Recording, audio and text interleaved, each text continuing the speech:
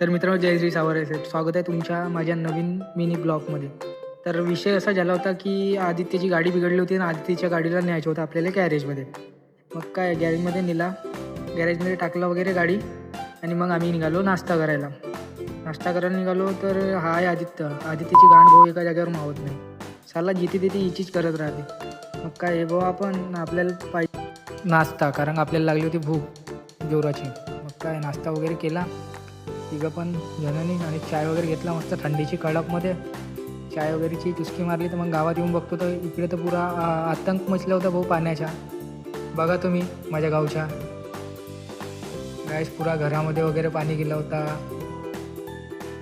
बघा कसे पूर आले आहेत आणि बघा हा पुरा रोडावरचं पाणी चालू आहे. काही समजतच नव्हता कसं कसं घरी यायचं म्हणून. मग काय तरी डर के आगे जीते.